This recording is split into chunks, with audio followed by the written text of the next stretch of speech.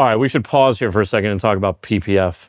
Every single PPF shop in the country instantaneously is full of supercars wrapping them.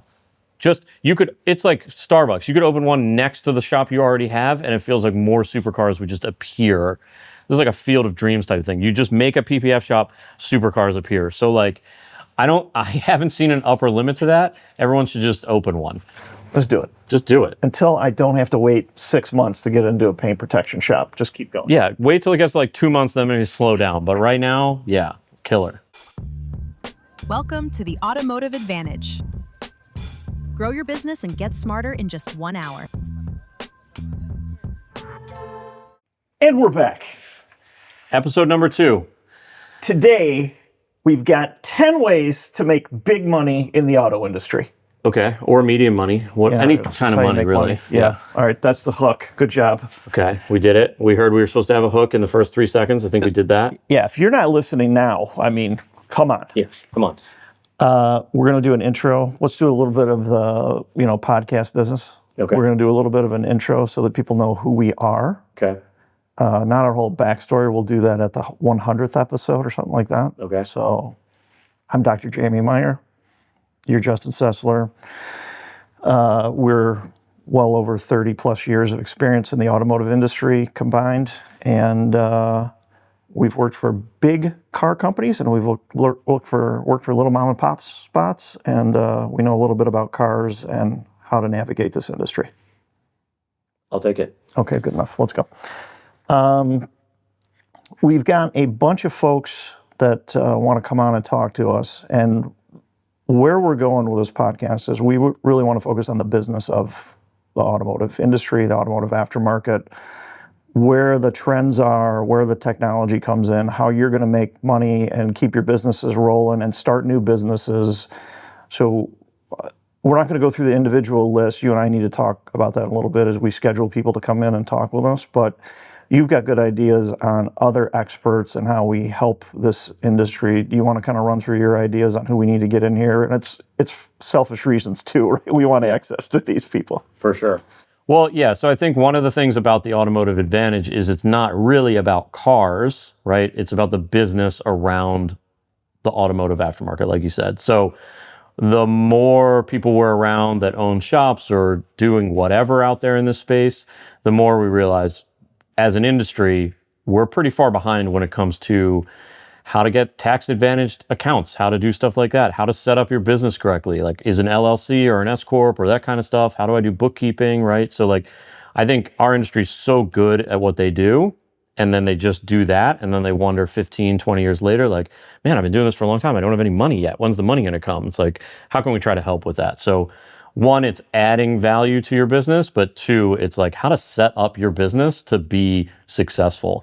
And I know me personally, we've struggled with that forever. It's like, oh, I thought you just made money and then you pay the government some amount of it, and then what you have left is like profit, and then you can buy supercars with that.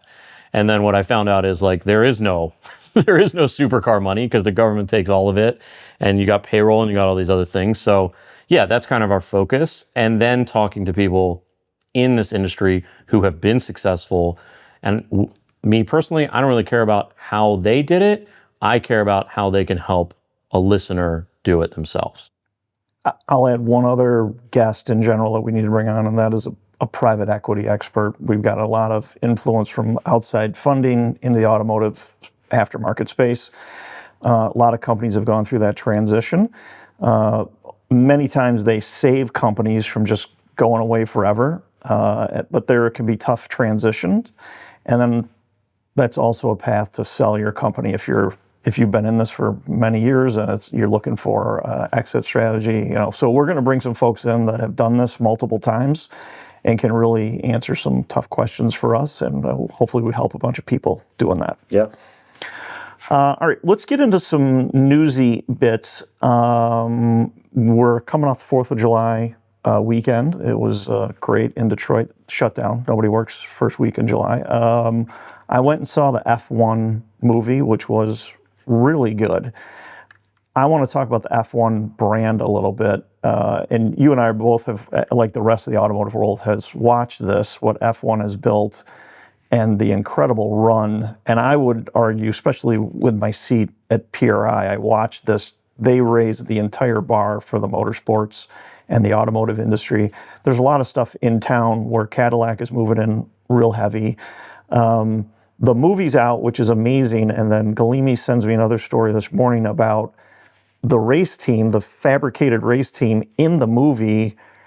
They took on sponsors for a make-believe race car that was just going to exist in the movie and in merch sales, let's say. And that thing brought in tens of millions of dollars just as a standalone race team. So let's talk a little bit about F1, this movie, and then the incredible branding power that F1 is bringing to the industry. First of all, the movie is good enough to see. I think if you like cars, you owe it to the industry to go see it. I do feel like as an industry, we always hate that people aren't into the thing that we're into. And then when something comes out that would support it, we're like, I'm not going to go see it. I know all about it, right? So just, I would say go see it. The cinematography is unbelievable in it. The action's unbelievable. The fact that they filmed it during real races on race weekends, super cool. It's not a Fast and the Furious moment for the culture, I don't think. It's not going to like change the trajectory of car culture. But it is like a Ford versus Ferrari where people can go watch it and be like, oh, that's actually pretty cool. I didn't know they did that. I'm going to watch a race next weekend. I'm becoming a fan. I like some manufacturer now. I want to buy one of those cars in the future, right? So I think like from that perspective, thank you, Hollywood, for doing this and doing it at such a high level, because I think it's just good, even if you're a street rod guy. It's just good for the industry. So I like that part. 2, wet dream if you're Hollywood and you're like, man, not only do we get to make the movie, but we get to have sponsors in our movie that don't look out of place and weird, right? We've all seen like, Marty McFly drinking a drink, and it's like, okay, that was the first version of that. Now, to your point, I mean, they're selling sponsorships to a team that doesn't exist as if it's a real team. Amazing. And then selling merch as if that's a real team. So that's cool. But it also is like, well, how else, when we talk about the value of sponsorships and the value of brand integration, like at the top level, they're really good at it. At the low level, everyone kind of struggles there. So do you have any thoughts there on like what someone can learn from that they can apply to their little team? Yeah, I'm thinking that as you're talking through it, right? What can you learn if you're a circle track team or a circle track operator? Clearly, F1 existed before COVID, but it was not in the American psyche, and no one talked about F1 at dinner parties anywhere in the United States. This is a fact. Netflix and whoever put together the Netflix play for F1 completely changed that brand. And I believe for the small operators, a smaller company, you can do it too, right? And the breakthrough is how you tell your story, and to be out on these different social platforms and find the audience that loves you. They will follow you, they'll stay true, and they'll add to your story as you build it. So regardless of if you like F1 or not, you have to study that model as a marketing bellwether in our industry right now. They are moving mountains in this industry. They are moving shovelfuls of cash their way, and you have to pay attention to what's going on. What lessons have you learned from F1? Well, personal brand is so big in Formula One, right? Like, I mean, I can't think of a time where it was breaking news that a crew chief left some other motorsport thing to go somewhere else, right? But just this morning, Christian leaving Red Bull is a huge deal. Is it Max? Is it this? Is it that? Like, and that's what the Netflix side did for the sport. It made you a fan of the driver, and then the team principal, and then the mechanics, and then like now you're going to follow them because people like people. And I think in the car world, we always talk about the car or the brand. And most people, though, love other people. That's why people like athletes. That's why people like celebrities. So I think F1's done the best job of that. And I think everywhere else, we do a pretty bad job of that, where it's like, I like drag racing. I like Camaros. I follow cool Camaros. That's the end of my kind of Camaro love affair. But we need to do a better job showing off the driver, showing off the crew chief, showing off the team. Because then once people fall in love with the people, then they're around forever, right? I think it's really important to emphasize that our circle of folks, I was going to say they aren't the F1 teams. Now, I say that, we know the people that run Cadillac. They were at the High Performance Expo, and I can reach out to them if we had something we could do for them. But we're bringing this to the forefront of our crowd, which is exactly what you're talking about: street racers and drag racers and circle track dudes and big engine guys.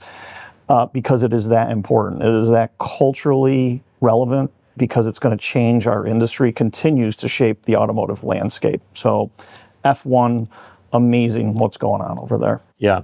I think we're later going to talk about the barbell economy a little bit, but this is a good example of, there's the top, and then there's the bottom, and the middle is kind of going away. And, it's good to be at the top. It's good to be Formula One right now.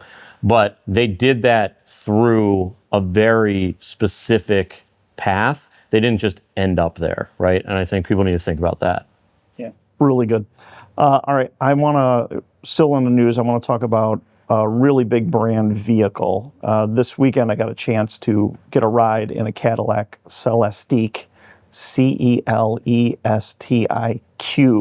for those of you paying attention.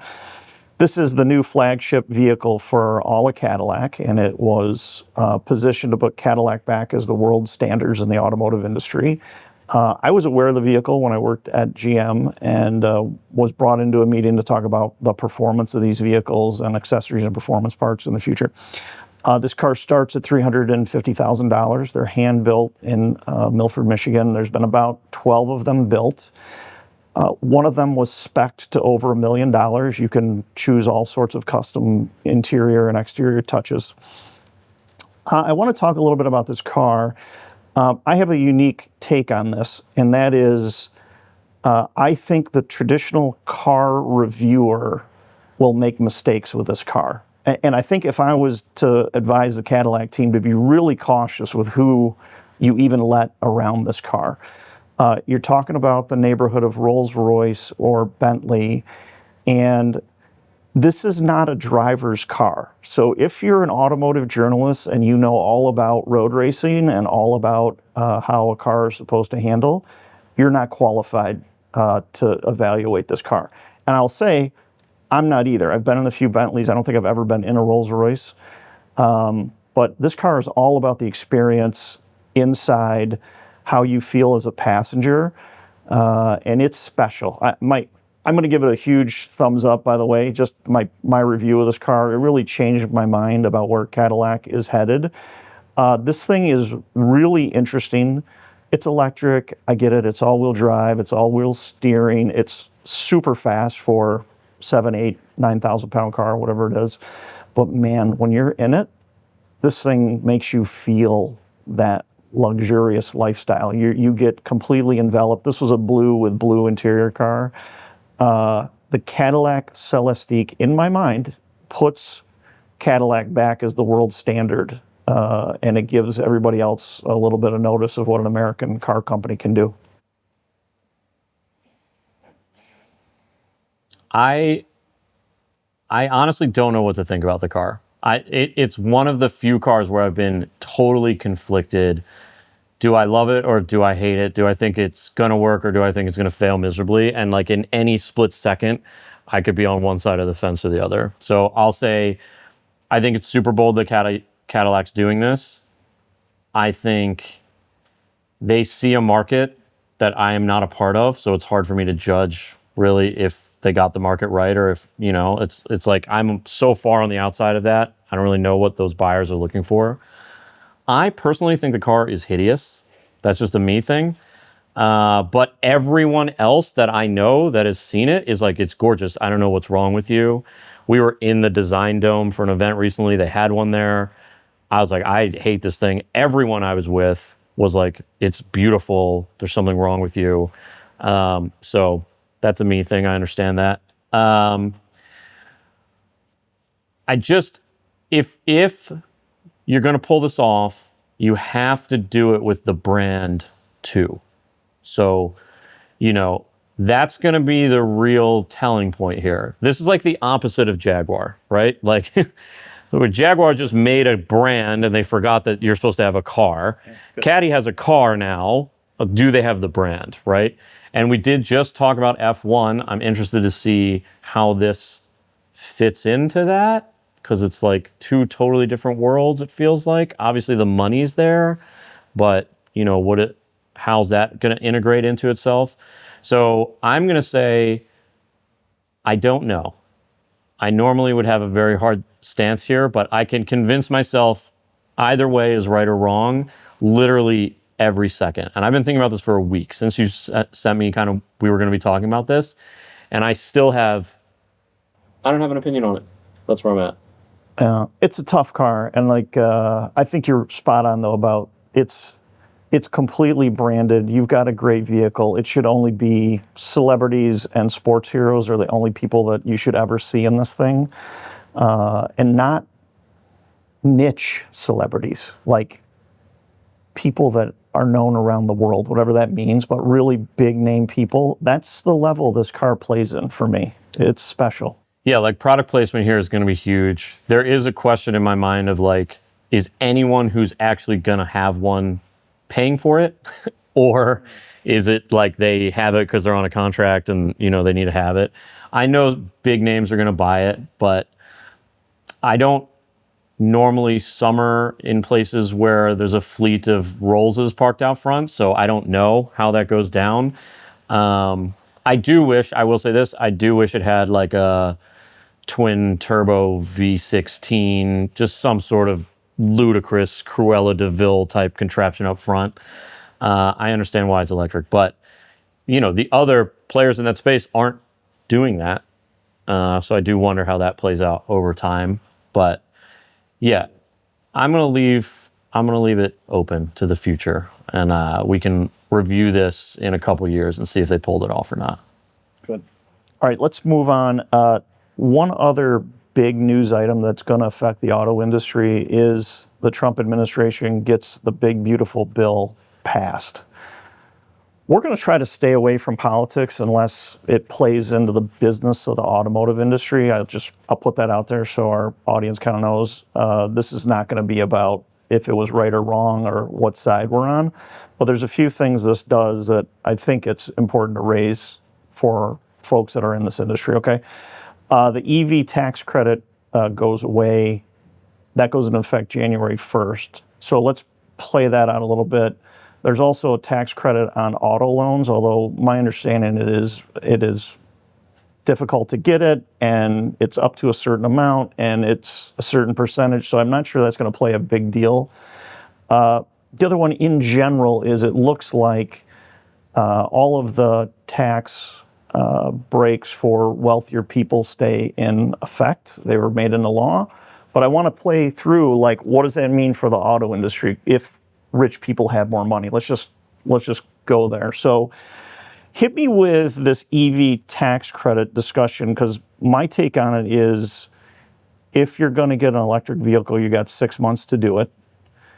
After that, man, they're going to be on even ground with ICE vehicles. What do you think is going to happen in the market?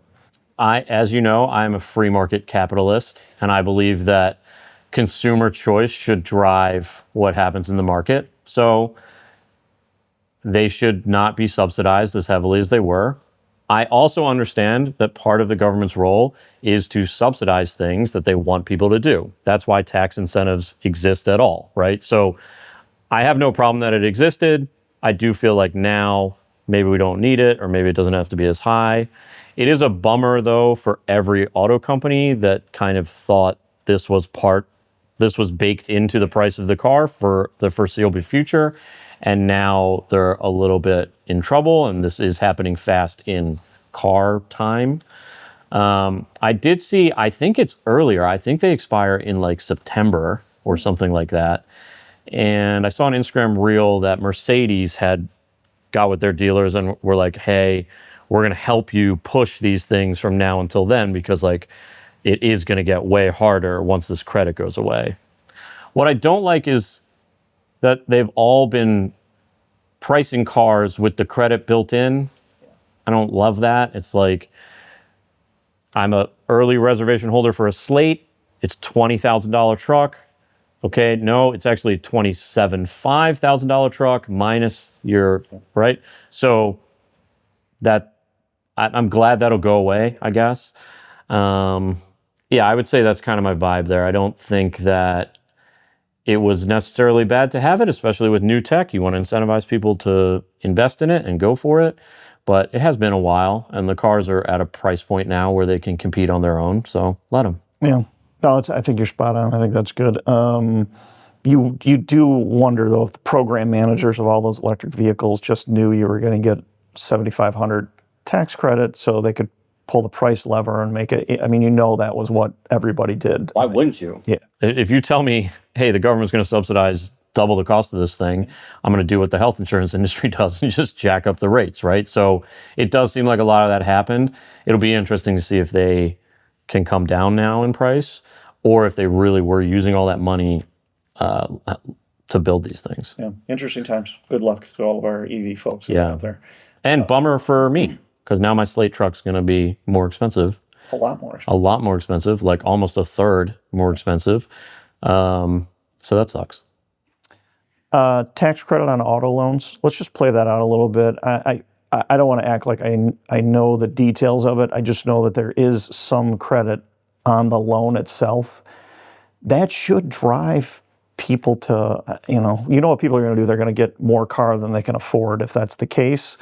But do we see a rush on new cars because of this?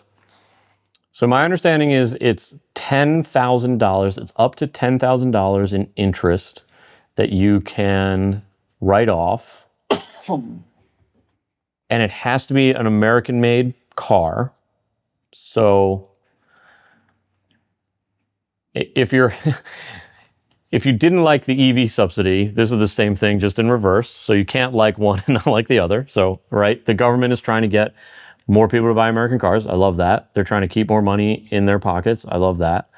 The $10,000 in interest per year, it seems like a little bit. That's a lot of just straight interest, right? So that's good.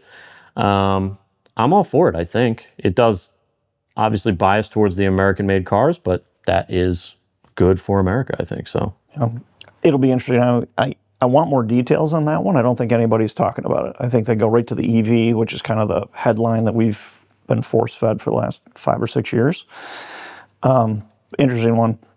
And then the overall, the headline on this thing is rich people got more money.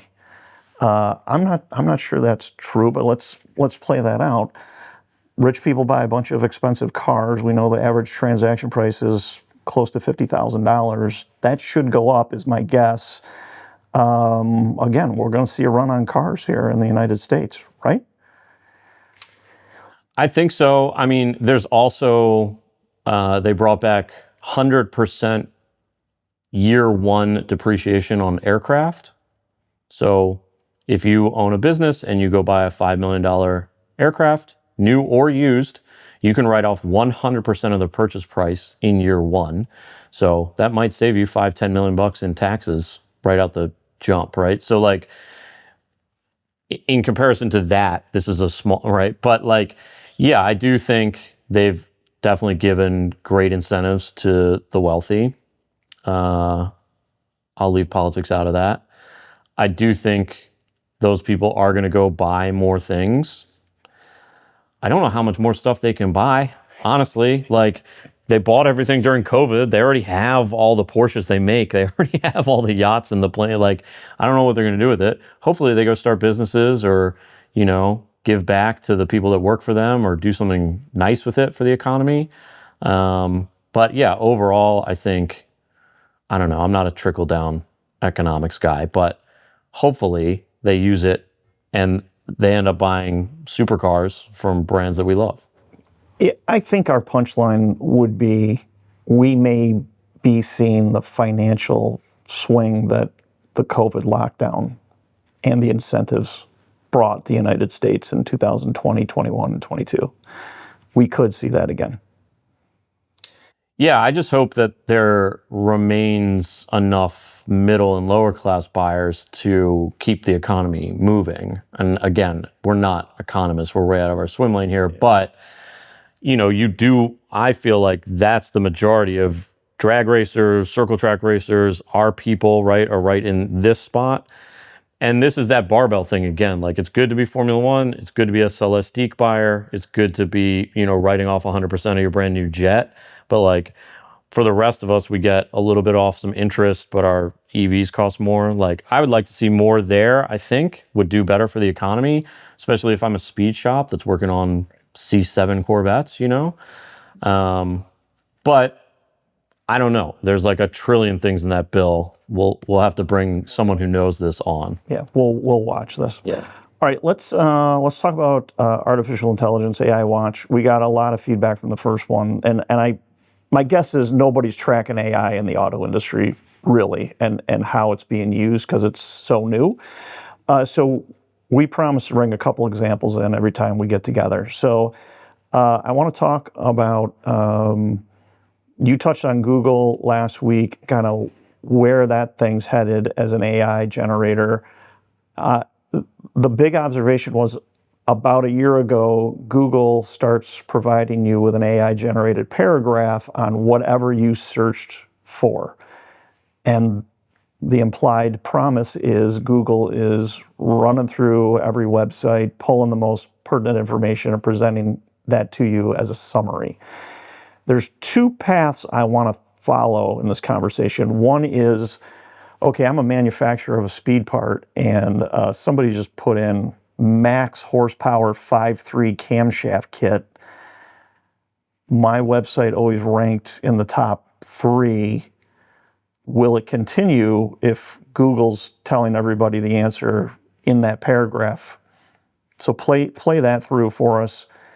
And then the other part is if you're a media company and you're putting out content and Google just short circuit all of that and gives you the summary of the entire internet, are you even relevant anymore? Yeah, there's a lot there. So let's talk about the generative engine optimization side of it. We'll call it for now. So yes, some huge percent of people that search something on Google now never leave Google. It's a one-page internet, they call it, right? So best camshaft for a 6.2 liter 2019 C7, it's going to give you 3 of them, and very soon it's going to offer to sell it to you, right? That's going to be the next logical step here for these things. And the only way it can learn that is by searching everything that's out there. So if you have a website that doesn't have your camshaft on it, Google is not going to know it exists. OpenAI is not going to know it. No one's going to know it exists, so they can't put it in there. So like step one, all of the stuff should have been on your website for search engine optimization, right? With all the keywords and all the things it was looking for. But now it's like triply as important that it's on there because you have this master AI consuming all this data and giving it to customers. So like in one way, I see the doomer side of it of like, oh no, there's not going to be a need for websites anymore because no one's going to leave their AI of choice. But on the flip side of it, it's like, well, the website is essential because that's where it's going to learn this information from. So websites are more important than ever, even though no one may never go to it again, right? It may only be the bots that go to it, but you have to be the source of information for the machine. And the machine's not going to do it for you. So in some ways good, because like maybe your website, if the reason you haven't been updating your website is because it's not like the most beautiful thing in the world or you don't have the best images or whatever, okay, fine. But at least technically you can put a lot of that stuff on there. I think people are still figuring out how the AI is doing it and what people are searching for and how it's learning that stuff. So more to come there. That's something we're spending a lot of time learning. And we should have some people on that talk about that in the future. But I think, yeah, your website traffic may be 7 AIs a day, but they may be telling 1 trillion people about your product now. So I think it's good and bad, depending on the winner and loser of whatever it picks, right? Yeah, there's a lot there because we're thinking about websites that have your name, maybe general description of what you do and call the shop with a phone number, you may not exist. You may never get a phone call again. Don't want to be too extreme, but like that's where this leads us, right? Yeah, 100%. And like, remember in the early days of SEO, it was like you need a blog section on your website. And if you sell C7 camshafts, you need an article on there that says the best C7 camshaft for track day guys with a manual transmission. And then you would write out the best C7 camshaft. You would do that, hoping that when someone Googled that, Google's like, oh, this guy has a thing about it. He's highly ranked. Many people are sourcing him. That goes to the top. They come to your website, right? I feel like this is the same exact thing, except they don't come to your website now. They just read about it right there. But then that makes the information even more valuable, I think. So you have to think, what are my customers going to search for? What are they going to be looking for? And then how can I make sure that the machines know, hey, when you're asked this question, I'm a good source for you to source so that you can tell them the right information. So it's going to be an information battle now. Luckily, one thing you can do today is go to the AI you're talking about and ask it, hey, if I wanted to rank for this keyword with you, how would I do that? And it'll say, you need to do this, this, this, and this, and then go do that, right? So that technology is coming. There will be companies that specialize in that. So yeah, geo is going to be an interesting one for sure. And even worse than that, they might not even be on a screen, right? I could just say, hey, Siri, hey, OpenAI, what's the best camshaft for my car? Oh, the best camshaft for your car is this, blah, blah, blah, blah, blah. Would you like me to order it? Yeah, right? So I might not ever see a photo of this thing. Where does a media company play in this? If I'm trying to get traffic for a camshaft shootout, does that become more relevant, or does AI just read it and serve up their summary of your work? So I think they will be summarizing, but they still have to summarize, and that means they have to do something with it. They have to see it. I think for video, it's actually pretty good because Google owns YouTube, right? And they've been learning off of YouTube content forever, and they can auto-transcribe it, and Google's watched every video that's on YouTube, right? So if I'm making video content, the cool, sexy car porn stuff isn't going to help when someone's searching for these things.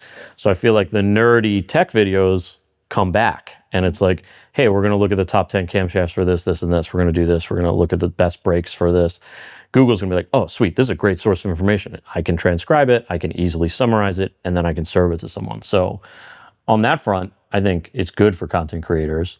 But as we've gotten lazier and lazier with writing, because no one reads anymore, that's true, except for the AIs. They do read. So now writing is going to be more important, I think, than it's ever been.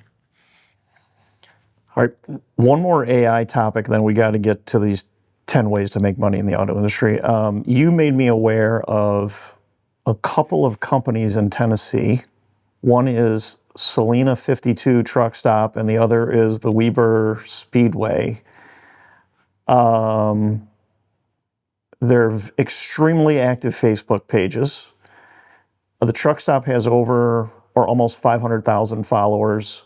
The Speedway, which outranks every Speedway I know of, that has over 250,000 followers. The catch here is that neither one of these actually exists, and they are completely AI-generated entities filled with AI-generated content that apparently 750,000 people love enough to follow regularly on Facebook. Justin, what does the world come to? Well, and they're monetizing it, right? So they're selling merch now. They have it's awesome. To me, it's like a threefold thing. But one, the most important thing is if a fake AI dirt track can have 300,000 followers, your real dirt track with real people at it should have way more than that. So I think it's funny because you can just go on there and be like, oh, okay, I could just steal this content for me, but do it for real. So that would help. Also, they're hilarious if you haven't been on them yet. It's funny to watch the type of content that racetracks put up and then see the satire version of it, and it's pretty close a lot of the time, Close. So yeah, I wrote down as soon as we started talking about AI, Selena 52 truck stop, the Sasquatch Bigfoot car guy videos that are going around now, like amazing. It's so good. Like the quality of them shifting isn't great, but it's pretty close. But it's just funny stuff that people love. And then like one of the first things that VO, when they like unveiled their video engine, was all these man on the street or trade show videos that were like, man, this is really close to a real trade show video. So like, one, if you're a funny person, there's a lot of upside now. You can be funny through one of these AIs. You can build a huge following. You can monetize it and crush it. Even if you're just understand a little niche really well, you can make a thing now without having to go buy a gas station, you know? But I was thinking about like Cope, you know, our buddy's going to open a hardware store, and immediately I'm like, man, an AI hardware store would be fucking hilarious. Just like the type of things that would come through there, you know? So it's like, it's crazy to see how quickly it's evolved. But just like everything else, what starts as that is going to turn into like real life stuff really fast. So the people who are playing there are going to be unbelievably good when they figure out how to monetize it even further. I wouldn't be surprised if Selena 52 is making 300 or 400 grand a year just off of merch at this point, probably more. And what's their mascot? Piss Jug Man, the best mascot of all time. And yeah, I just love it. They're great. But I think it's the same as when people started playing video games or any new technology. Like right now, limited use case, kind of funny. Okay, you think that doesn't apply to me. But over time, the people that were good at that became so good at everything else. So it's fun. I follow all of those pages, but it's also serious business at the end of the day, because if you can figure out how to do it, you know, it's really good. Yeah, I think the takeaway is if you own a small business or even a big business, or you're an entrepreneur, look at those two as AI models of how you don't need a big budget. You don't need an agency. You can do this stuff with free AI, start a fake racetrack, and you can be selling a bunch of t-shirts. Like you can make this thing work. Yeah. So, all right, good one. All right, let's get to the meat of this, which is 10 ways to make money in the auto industry right now. Are you ready? We're going to rapid fire these things. I'm ready. So buckle up. I only have 3. I asked you for 5, but I guess we'll get there. Maybe I'll make some up on the way. So this one came about because I ran into this young lady this weekend, teenage gal who loves golden retrievers, and the family has golden retrievers, and she was on Facebook Marketplace, ran into another family that needed help boarding their golden retriever for a couple weeks, and this very entrepreneurial teenage lady, she just booked them, didn't tell mom and dad till the dog showed up, which is a great punchline. But I was thinking about, okay, look how easy it was to babysit a dog. The storage of cars is a huge business. If you've got space anywhere, you could be booking people to store their cars, even for vacation time, or even during bad weather, or during the winter, whatever. Go babysit cars. That's a real business. Car storage is a huge business, and I feel like now more than ever, you can start there, then you can have a couple cars, then you can have a little member lounge, then you can quickly get to like an out-of-office garage type of situation. Then you're not far from a Haggard, you know, like you can scale this thing very quickly, and car guys love this model. We see it all over the place. Charlotte Motor Speedway, Z-Max, they're opening one. Like there's a ton of them, M1, right? So like, yes, the big ones, you need $1 trillion to go build a thing. What you're talking about, just like, hey, I got one storage space. You can leave your car here, $500 or whatever. Great little model to get started. All right, I've got another one. This is teenager oriented, right? And this was another teenage young guy, really into cars, but doesn't have his license.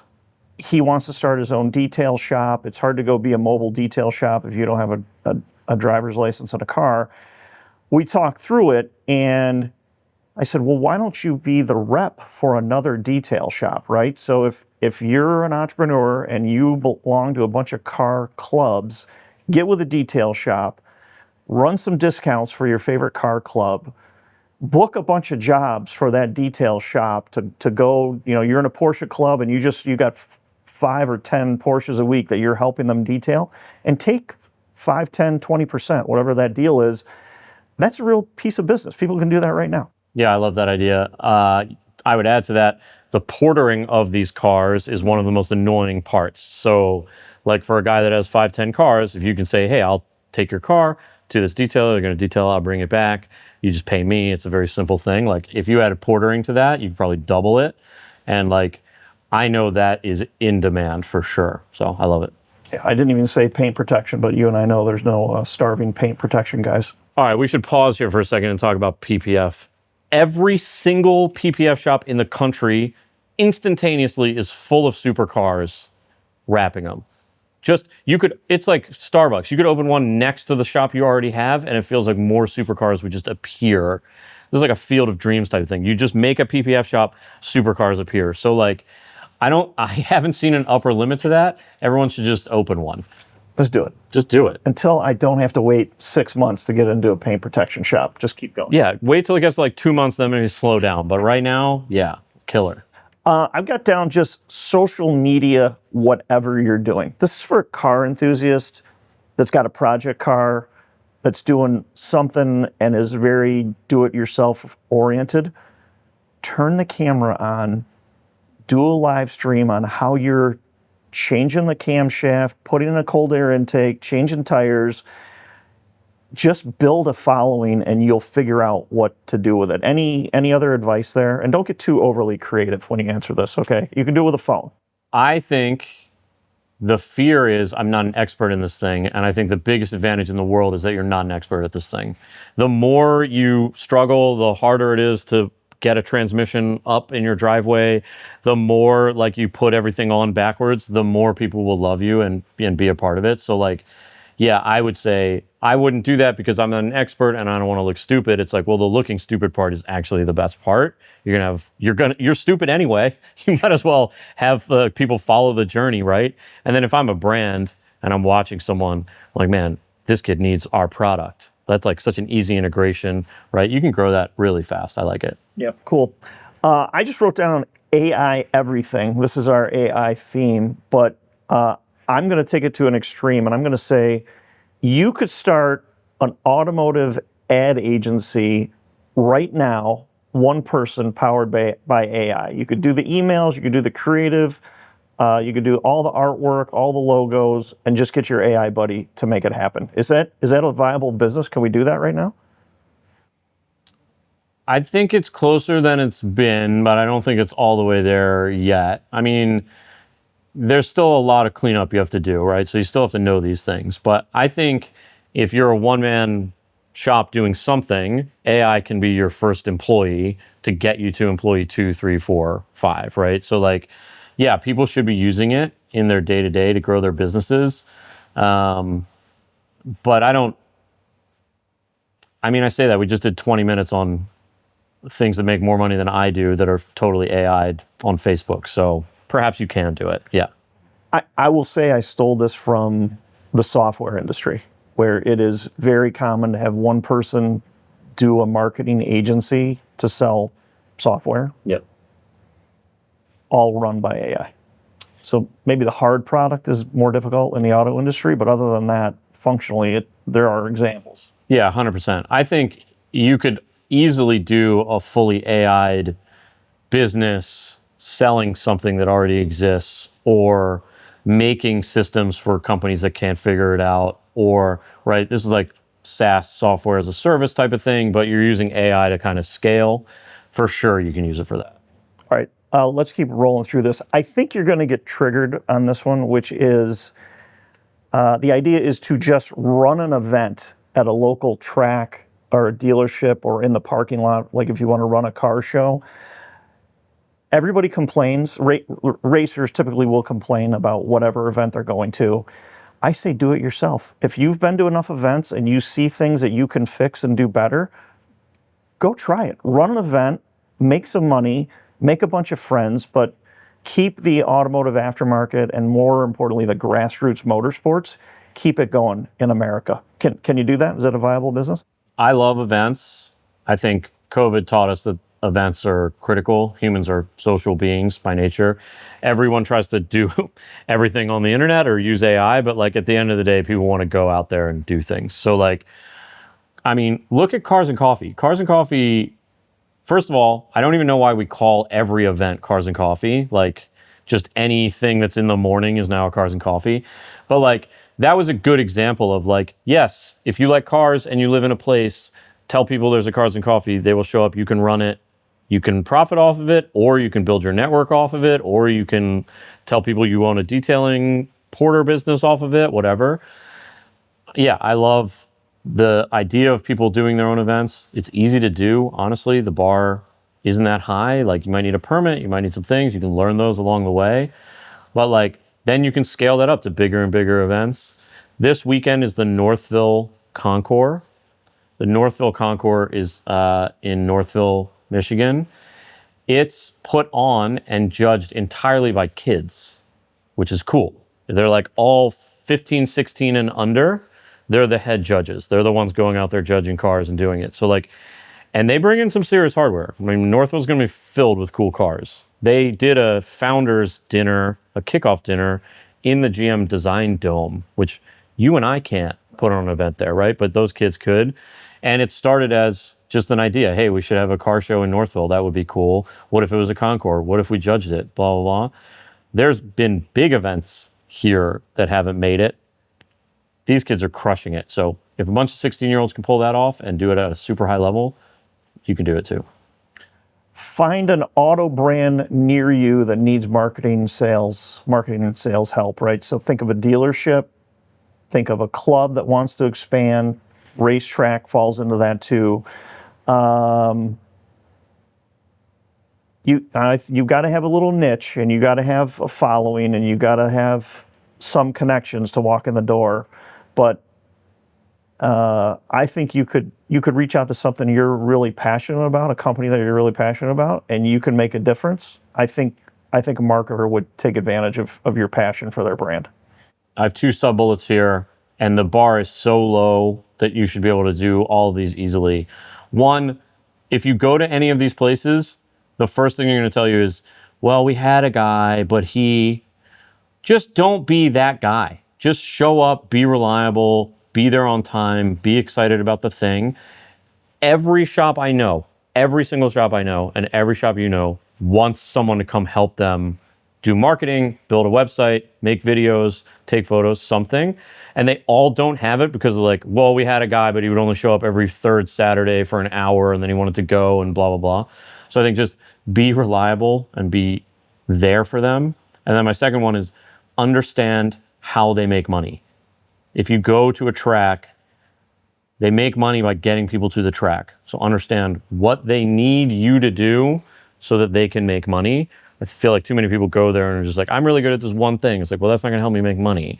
So before you go to these places, understand how do they make money, and then solve that problem reliably. You can crush it. I mean, you can be a millionaire fast. Yeah, show up with an idea. That's probably the most important. Don't just walk in and say, hey, I'm really good. Come in and with a plan. Hey, here's 5 things you could do to make more money at your speed shop. Would you like me to help you? Yeah. That would go a long way. Or, hey, I'm already doing one of them, and it helped you this way. And it's like, great, let's do more of that.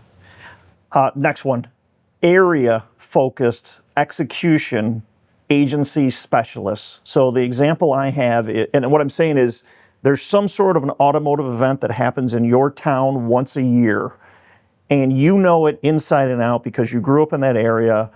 Reach out to companies and start promoting it. Be that once a year expert that they rely on. The obvious example in town is the Woodward Dream Cruise, the largest single-day automotive event on the face of the planet. There are 1.3 million people that'll be here in Pontiac on Woodward Ave. If you're an expert, if you know all of the buildings that are for rent, if you know all the parking lots and you know how to get the permits, if you know all the car show clubs and you've got the reach through the whole city that week, it's really a 2-week event, you can make a pile of money helping brands be their agency for your once a year local event. Go. Yeah, I love it. We see this all over the place. Like, Pikes Peak would be a good example. People that understand how Pikes Peak work have a huge advantage over other people. And nowadays, more than ever, a brand may say, well, we're going to Pikes Peak, but we don't know how to do XYZ. If you're known as the guy who knows how to do that, they're going to go to you, right? So I think that's a good one. We see it any small little town event, really, but even big town events. Like, hey, if you don't know how to get around New York, if you don't know how to Detroit, whatever, if you're a specialist there, yeah, I think you can crush it. Year 2 or 3, let's go. We need HubSpot experts in this industry. Tell me more about that one. Yeah, everyone in this industry wants to do social media, and there's a lot of people doing social media. And for some brands, they need it. For other brands, they've tried it a bunch of times and it hasn't done anything. But we talk about email a lot, right? And it is rare, in my experience, to find someone who really knows the ins and outs of running a CRM, period, and definitely running a CRM in the automotive industry. So like, if you dropped me off tomorrow and said you can pick one skill to go learn to go make a business in the automotive space, I would pick CRMs because no one's good at it. Even the OEs are bad at it. They have so much data, they don't know how to cut through it and how to segment it, and then what kind of content to make for all those things. So yeah, I'm big on this. HubSpot is one of the biggest CRMs that people use. There are many others, obviously. But become an expert in that. And just to give people at home an idea, there are people that only do the list importing, exporting, and segmentation. That's their whole 6-figure a year job. Just importing, exporting, and maintaining lists for big CRMs. Then there's the people who make the emails. Then there's the people who supply the graphics and the content for those emails. So like, you don't have to learn all of it. You can be like, you know what? I really love lists. I really love segmenting things out. I really love, what if you took all of these things? What common threads could you find through there? How do we get more people into this list? So like, yeah, I think HubSpot's a huge one. HubSpot itself is a massive company. So like, just look at that one company. Salesforce is another trillion-dollar company, right? So CRMs are big. It's very hard for brands to onboard to a CRM. So man, if you became a specialist at that and you go in and help these people do that, huge. Yeah, I'm big on this one. Good. Shortage of video experts in this industry is obvious, and I would add affordable and quick to act. How do I become a video guy, and how much money can I make doing that? There's still a lot of room for video guys in this industry. I think stop trying to impress other video guys and start learning what a business needs a video to do would be like my number one goal. So it's like, when you become a video guy, all you want to do is make dope videos and you want your videos to look as good as the F1 movie. That's super cool. But if I'm a guy who sells springs, I need my videos to tell people why my springs are better, right? So like, understand why you're making the video, number one. And then 2, this goes back to the one earlier, like, video guys are just notoriously unreliable.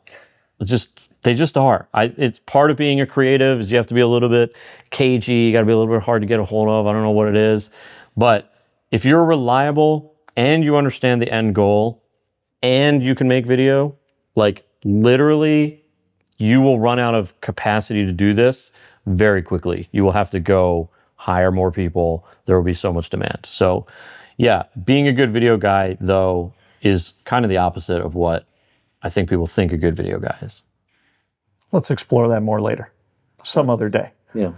I've got 3 that I would describe as advanced ways to make money in the auto industry. And I think these 3 would be attractive to senior level people or as an awesome side hustle if you've retired from the automotive industry, okay?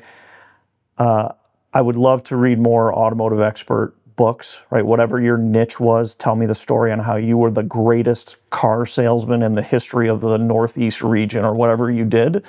Those books are in short supply. There's a lot of story and back and forth, but not real nitty-gritty business books. I think there's a real shortage of paid speakers who can come in and share those stories, especially if you're a gifted storyteller. Tell me how you built your business. Tell me how you made that critical decision that made the shift in your brand and it took off. The other one is very one-on-one, and that's a C-suite level coach. A lot of people are in positions right now who've gotten there very fast, and they may need long-term experts who grew up with the industry.